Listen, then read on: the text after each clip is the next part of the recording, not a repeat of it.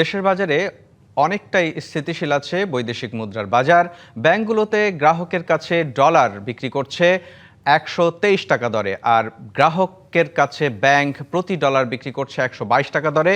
রবিবার British pound বিক্রি হচ্ছে ব্যাংকে ১৬৬ টাকায়, আর ব্যাংক থেকে গ্রাহক কিনতে পাচ্ছেন ১৫৯ টাকা দরে। প্রতি ইউরো ব্যাংক বিক্রি করছে ১৪৫ টাকা আর কিনছে ১৪১ টাকায়। এছাড়া দেশের ব্যাংকগুলোতে সৌদি রিয়াল বিক্রি হচ্ছে ৩৩ টাকা, আর ব্যাংকগুলো গ্রাহকের কাছে সৌদি রিয়াল কিনছে ৩২ টাকায়, ৩২ টাকা ২০ পয়সা দরে। আজ ইউএই দিরহাম বিক্রি হচ্ছে ৩৩ টাকা ৩০ পয়সা, আর ব্যাংক কিনছে ৩১ টাকা ৫০ পয়সা দরে। এবারে আন্তর্জাতিক বাজারের পণ্যের দরদাম।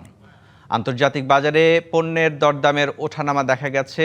আন্তর্জাতিক বাজারে বাড়তির দিকে স্বর্ণের দাম। প্রতি ট্রয় আউন্স স্বর্ণ আজ বিক্রয় হচ্ছে $৪,৭০৯.২৭ দরে। বেড়েছে রূপার দরও। প্রতি ট্রয় আউন্স রূপা বিক্রি হচ্ছে $৭৫.৬৩ দরে। এদিকে আবারও কমতির দিকে ক্রুড অয়েলের দর। আন্তর্জাতিক বাজারে প্রতি ব্যারেল ক্রুড অয়েল বিক্রি হচ্ছে $৯৪.৪০।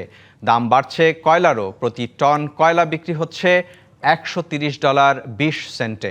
আন্তর্জাতিক বাজারে কমতির দিকে চালের দর। প্রতি 100 ওয়েট চাল বিক্রি হচ্ছে $10.৮০ দরে। বেড়েছে পাম অয়েলের দর। প্রতি টন পাম অয়েল বিক্রি হচ্ছে $৪,৫৯৭ আর দাম বেড়েছে চিনির।